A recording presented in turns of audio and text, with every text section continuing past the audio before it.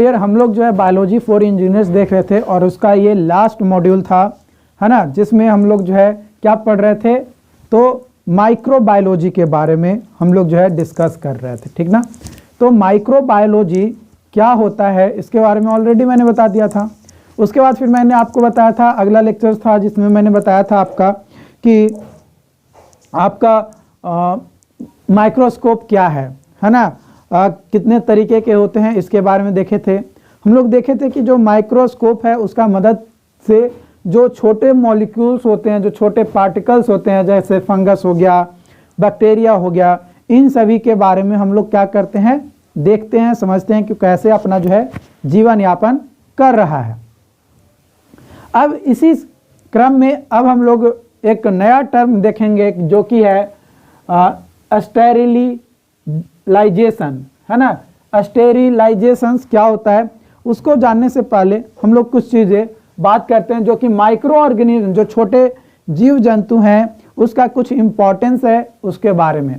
पहला इम्पोर्टेंस है कि over 99% of microbe contribute the quality of human life, यानी ह्यूमन लाइफ को प्रॉपर तरीके से चलाने के लिए, रन करने के लिए 99% वैसे माइक्रो ऑर्गेनिज्म होते हैं जो हमारे लिए यूजफुल होते हैं।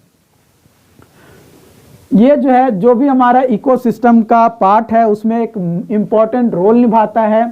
साथ ही साथ ये जो है बैक्टीरिया जो है डिकम्पोजर के तौर पे काम करता है और फंगी भी इकोसिस्टम में कई सारे फंगी हैं जिसका रोल आपका होता है। Major producers in adequate environment, adequate environment बनाने के लिए एक प्रोड्यूसर का ये काम करता है। की role in biogeochemical cycle, है ना, बायो जियो केमिकल साइकिल को में काम करता है, जो कि carbon cycle, nitrogen cycle, water cycle, इन सभी को रिसाइकिल करने में मदद करता है। नेचुरल पेस्ट जो कि गार्डन में होता है उसको मारने का काम करता है ना, या क्रॉप्स में जो होते हैं उसको भी मारने का काम करता है ना। Serving a natural water treatment, ये as a natural water treatment के तौर पे भी काम करता है। जो माइक्रोब्स होते हैं वो ये इन्वॉल्व करते हैं कई सारे सिम्बायोटिक रिलेशंस को, जो कि हमारा ह्यूमन डाइजेशंस, रूमेंस ऑफ काउज, लीचेंस, इन सभी में क्या करता है, हेल्प करता है। मान लो कि अगर हम लोग खाना खाए, हमारे खाने के बाद हमारे पेट में अगर बैक्टीरिया ना हो तो हमारा भोजन कैसे डाइजेस्ट होगा। तो हमारे पेट के अंदर भी बैक्टीरिया है, लेकिन वो बैक्टीरिया हमारे लाइफ को स्मूथ बनाने में मदद करता है। कुछ बैक्टीरिया हार्मफुल होते हैं तो 99% बैक्टीरिया जो है हेल्पफुल होता है हमारे लिए, लेकिन जो 1% हार्मफुल है ना, वो 1% इतना ज़्यादा घातक हो जाता है कि हमारा 99% जो भी काम किया गया वो सारा का सारा खत्म हो जाता है। ऐसे भी कहा जाता है, एक कहावत है कि आप 100 काम है, 100 काम में से अगर 99 काम आप अच्छे भी कर लिए और कोई एक काम भी आप खराब कर दिए तो आपको 99 काम की नज़र से नहीं देखा जाएगा, आपको ये देखा जाएगा कि आप एक काम फेल कैसे हो गए। ठीक है, तो वही चीज़ यहाँ पे भी हमारे साथ इस चैप्टर्स में भी देखने को मिलता है, क्योंकि 99% माइक्रोब्स जो होते हैं वो हमारे लाइफ के लिए, हमारे जीवन यापन के लिए हेल्पफुल होता है, लेकिन 1% जो है वो खतरनाक हो जाता है। उसके बाद स्टेरिलाइजेशन, ये जो है एक तरीके का प्रोसेस कह सकते हैं जिसके अंदर क्या होता है, substance free from all micro organism both in vegetative and spring state, है ना। स्प्रिंग स्टेट या वेजिटेटिव स्टेट्स में जो है माइक्रो ऑर्गेनिज्म फ्री बनाने का जो प्रोसेस है उसी को स्टेरिलाइजेशन कहा जाता है। स्टेरिलाइजेशन जो है 2 तरीके का होता है, 2 तरीके से हम लोग जो है कर सकते हैं। एक होता है फिजिकल मेथड और दूसरा होता है केमिकल मेथड। इसके बारे में ज़्यादा डिटेल्स आपका एग्ज़ाम में क्वेश्चंस नहीं पूछा गया है अब तक, तो इसके बारे में ज़्यादा हम लोग डिटेल नहीं डिस्कस करेंगे। कुछ टर्म्स हैं जो कि यहाँ पे यूज किए जाते हैं। तो पहला टर्म्स है आपका डिसइंफेक्शन। डिसइंफेक्शन क्या कहता है कि ये जो है स्पोर स्टेट को अफेक्ट नहीं करता है ऑर्गेनिज्म को, और ये डिस्ट्रक्ट करता है या रिमूव करता है जो पैथोजेनिक ऑर्गेनिज्म होते हैं, जो हमारे लिए खतरनाक होते हैं, उन ऑर्गेनिज्म को ये जो है क्या करता है, capable of giving rise to infection, मतलब जो हार्मफुल ऑर्गेनिज्म होते हैं उसको हटाने के लिए काम किया जाता है। स्पोर क्या है, तो स्पोर जो है एक रिप्रोडक्टिव स्ट्रक्चर्स है जो अडॉप्ट किया जाता है dispersal and surviving for extended periods of time in unfavourable condition. कुछ ऐसे कंडीशन आ जाते हैं जिस दौरान हम लोग सोचते हैं कि यार अब तो हम जिंदा नहीं रहेंगे। वही चीज़ माइक्रो ऑर्गेनिज्म के साथ भी होता है।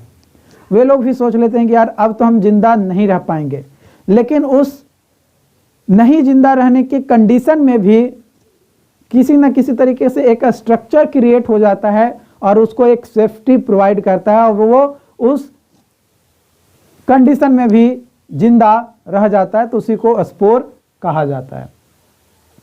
उसके बाद दूसरा टर्म है एंटीसेप्सिस। ये जो है टर्म इंडिकेट करता है कि आप जो है जो इन्फेक्शन है उससे प्रिवेंट किया जा रहा है, जो भी इन्फेक्शन हुआ है उससे प्रिवेंट किया जा रहा है, इसलिए जो इस एंटीसेप्सिस का टर्म को हम लोग यूज करते हैं। और ये जनरली इनहिबिट होता है आपका ग्रोथ ऑफ बैक्टीरिया, और ये टिश्यूज या बाउंड्स में देखने को मिलता है। ये जो एंटीसेप्सिस है ये किया जाता है आपका बाय एंटीसेप्टिक्स, है ना, एंटीसेप्टिक्स या केमिकल या डिसइंफेक्टेंट के द्वारा ये किया जाता है, जो कि सेफली अप्लाइड होता है स्किन पे या मस्कस मेम्ब्रेन पे, ताकि ये क्या कर सके, प्रिवेंट कर सके किस चीज़ से, जो हमारा हार्मफुल बैक्टीरिया ग्रोथ हो रहा है उससे प्रिवेंट कर सके, है ना, उसके इन्फेक्शन से प्रिवेंट हमें कर सके। उसके बाद है अगला टर्म आपका बैक्टेरिसाइडल एजेंट और जर्मिसाइड्स। जर्मिसाइड्स या बैक्टेरिसाइडल एजेंट्स, ये क्या करता है, ये जो बैक्टीरिया होता है उसको मारने का काम करता है। उसके बाद है बैक्टीरियोस्टैटिक एजेंट।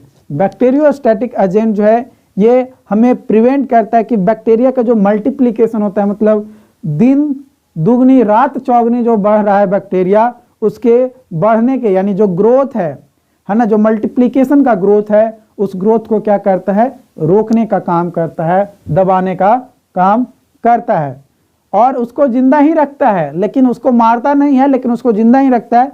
लेकिन जो उसका ग्रोथ का जो रैपिडली ग्रोथ हो रहा है मल्टीपल टाइम्स में, उस ग्रोथ को वो क्या कर देता है, रोक देता है।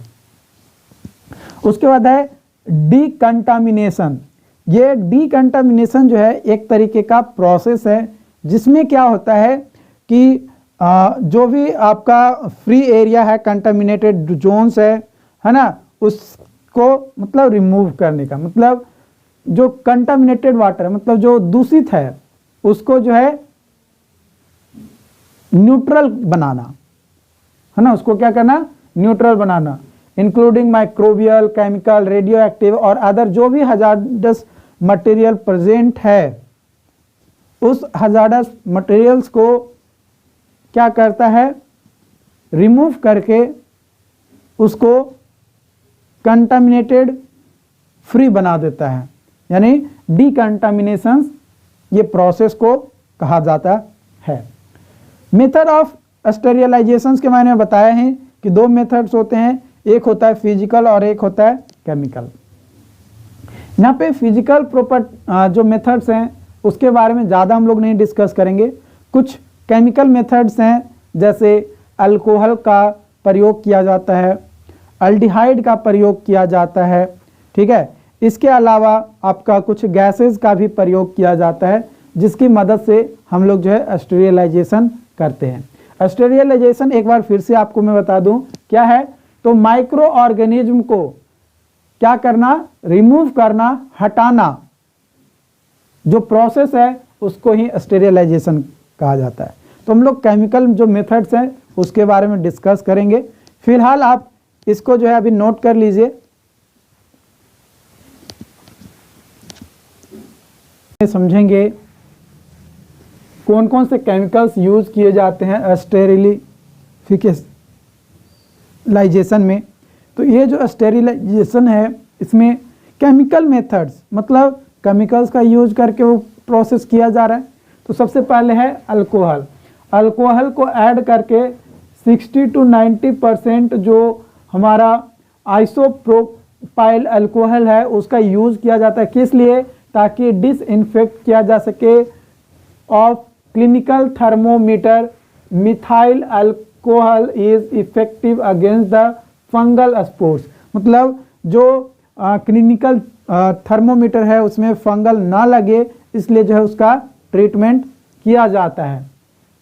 ऑब्वियसली हम लोग जो है यहाँ पे बायोलॉजी पढ़ रहे हैं तो ये चीज़ आपको समझना ज़रूरी है कि बायोलॉजी में वैसी चीज़ें ही देखने को मिलेगा जो या तो मेडिकल से रिलेटेड होगा या फिर इंजीनियर्स होंगे जो उस इंस्ट्रूमेंट को डिस्कवर करेंगे। कभी भी इंजीनियर्स उस इंस्ट्रूमेंट को खुद यूज नहीं करेगा, उसको बना देगा। जब एक्सपेरिमेंट होगा वहाँ पे सामने रहेगा कि हाँ ये चीज़ गलतियाँ हो रही है, उसको सुधारेगा। लेकिन बाकी अल्टीमेट हमेशा यूज किसको करना है, तो जो डॉक्टर्स होंगे उनको। तो इसलिए यहाँ पे बोला गया है क्लिनिकल थर्मोमीटर को जो है डिसइंफेक्ट किया जाता है अल्कोहल की मदद से। और अल्कोहल में भी कौन सा अल्कोहल, आइसोप्रोपाइल अल्कोहल का यूज करते हैं। फिर मिथाइल अल्कोहल का यूज करते हैं टॉक्सिक और इनफ्लेमेबल जो मटेरियल्स होते हैं उसको स्टेरिलाइज करने के लिए। उसके बाद है अल्डिहाइड। अल्डिहाइड दो तरीके का होगा, एक फॉर्मल अल्डिहाइड और एक होगा ग्लूट अल्डिहाइड। जो फॉर्मल अल्डिहाइड होगा इसकी मदद से बैक्टीरियल, स्पोरियाइडल एंड लाइथल जो इन्फेक्शंस होंगे, है ना, इन्फेक्टेड वायरस जो भी इफेक्ट होगा वायरसेस का, उसको जो है ये प्रिजर्व करता है और इसको जो है डिस्ट्रॉय करने का काम करता है। और जो ग्लूट अल्डिहाइड है ये इफेक्टिवली अगेंस्ट होता है ट्यूबरक्लिक बैक्टीरिया, फंगी, वायरस, जो कि लेस टॉक्सिक और इरिटेटिंग होता है हमारे स्किन्स के लिए, आईज के लिए। तो उस कंडीशन में हम लोग जो है उसका यूज करके ट्रीट करते हैं एनेस्थेटिक रबर और face mask, metal instrument and polythene tubing, इन सभी का। ओके, उसके बाद कुछ गैसेस भी हैं। जैसे गैसेस में अगर बात किया जाए तो इथाइलिन ऑक्साइड, बीटा प्रोपाइलैक्टोन यानी BPL, इन सभी का यूज करके जो है हम लोग क्या करते हैं, स्टेरिलाइजेशन करते हैं। स्टेरिलाइजेशन मैंने आपको बताया था कि माइक्रो ऑर्गेनिज्म जो हैं, जो हार्मफुल हैं हमारे लाइफ के लिए, है ना, उसको क्या करते हैं, किसी भी मटेरियल या किसी ऑब्जेक्ट से फ्री करते हैं। ठीक है, यानी मार के हटा देते हैं, सिंपली ये समझो। कुछ लेबोरेटरी मेथड्स भी हैं जो कि जनरली यूज किए जाते हैं। पहला मेथड है ड्राई हीट। ड्राई हीट में क्या होता है कि ग्लास वेयर या प्लास्टिक वेयर या इंस्ट्रूमेंट जो है वो यूज किए जाते हैं स्टेरिलाइज करने के लिए by heating and oven by 160 to 180 degree Celsius. Oven आप देखे हैं, नहीं देखे हैं तो जाओ कॉलेज में जाना, ठीक है, और जो भी आपके ब्रांच के लैब असिस्टेंट होंगे या जो आपके ब्रांच के मतलब सिविल के HOD होंगे, उनसे बोलिएगा कि सर हम लोगों को ओवन ड्राई देखना है ना, ओवन ड्राई मशीन देखना है, वो आपको दिखा देंगे। उसमें क्या होता है, या आप गूगल पे भी सर्च करके देख सकते हो, ठीक है, गूगल पे सर्च करके देख सकते हो, या यूट्यूब पे कई सारे वीडियोस आपको ओवन ड्राई का जो है देखने को मिल जाएगा। ठीक है, तो उसमें जो है रख कर जो है 160 से 180 डिग्री सेल्सियस पर 3 घंटे के लिए रख कर उसको जो है ड्राई करते हैं हीट प्रोवाइड करके।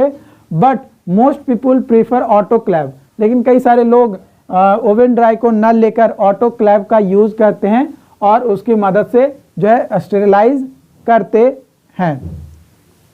मोर recently glass wed sterilised 300 degree Celsius are being employed for the sterilisation of forceps. This device are use dry heat. और इस तरीके का जो डिवाइसेस हम लोग यूज करते हैं जो कि ओवन है वो हमारा ड्राई हीट का एक तरीके का डिवाइस आ जाता है। उसके बाद है फ्लेम स्टेरिलाइजेशन। इसमें क्या होता है कि जो इंस्ट्रूमेंट होते हैं लाइक फोर्केप्स या स्कैलपेल्स या निडल्स, ये सारे को जो है ऑर्डिनरली फ्लेम पे स्टेरिलाइज किया जाता है by dipping them in 95% alcohol followed by flaming, है ना, जो फ्लेमिंग के साथ है। दिस इंस्ट्रूमेंट आर रिपीटेडली यानी रिपीट करता है sterilize during the operation to avoid contamination. Contaminate ना हो इसलिए जब भी ऑपरेशन करने से पहले और ऑपरेशन करने के बाद इसको जो है स्टेरिलाइज करते हैं। It is customary to flame the mouth of the culture vessels prior to inoculation, है ना, मतलब पूरा ना करके उसका जो माउथ है जो नीडल वगैरह है उसको सिर्फ हम लोग जो है करते हैं। ऑटोक्लेविंग ये भी एक तरीके का स्टेरिलाइजिंग प्रोसेस ही है जिसकी मदद से हम लोग करते हैं, लेकिन इसमें क्या होता है जो हीट प्रोवाइड करते हैं वो ऑटोक्लेव या प्रेशर कुकर में होता है जो कि 121 डिग्री सेल्सियस पे 40 मिनट तक रखते हैं, बस वो स्टेरिलाइज हो जाता है ऑटोक्लेव में। और ये डिपेंड करता है कि कितना टेम्परेचर जो है हमारा है, उसके अनुसार भी जो है टाइमिंग लगता है कि हाँ भाई इतना डिग्री है तो इतना टाइम लगेगा, इतना डिग्री है तो इतना टाइम जो है आपका यहाँ पे लगेगा। अब नया टॉपिक है, नया टर्म है, वो है कल्चर मीडिया। होता क्या है कि कई बार कुछ ऑर्गेनिज्म वैसे होते हैं जो हमारे हेल्थ के लिए ज़रूरी हैं, हमारे जीवन यापन के लिए ज़रूरी हैं, तो उसको हम लोग नेचुरली न करके उसको क्या करते हैं, कृत्रिम तरीके से ग्रो करवाते हैं। यानी द फूड मटेरियल और substance required to grow microorganism in vital role या विट्रो हम लोग कहते हैं, तो वो हमारा होता है। तो टाइप्स ऑफ कल्चर मीडिया बात किया जाए तो solid, liquid and semi solid होते हैं। कई बार हम लोग जो है जब नेचुरली आता है तो उसमें भी हमारा ये मेथड्स जो है हम लोग करते हैं। अब बात किया जाए कल्चर मीडिया का यूजेस क्या है, तो it is important to grow microorganism outside the body of the following purpose. कई सारे पर्पस है जिसकी मदद से हम लोग जो है कल्चर मीडिया में ले जाकर हम लोग माइक्रो ऑर्गेनिज्म को क्या करते हैं, ग्रो करवाते हैं।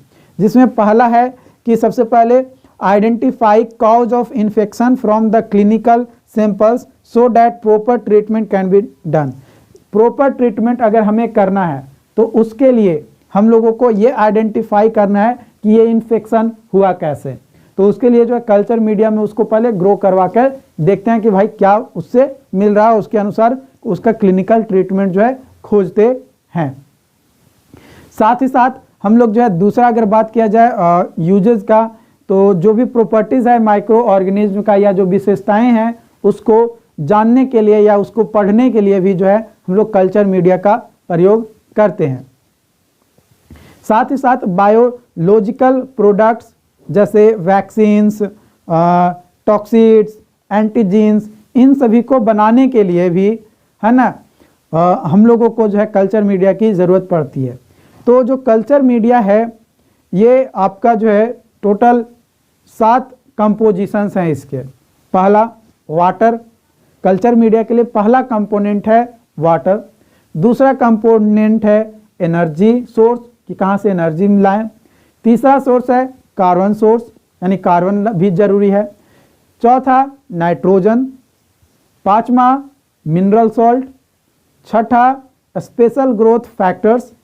तो अब बात किया जाए कल्चर मीडिया जो कि किस इंग्रेडिएंट से बना है, उसके अनुसार कल्चर मीडिया को फॉलोइंग टाइप्स में हम लोग जो है डिवाइड करते हैं।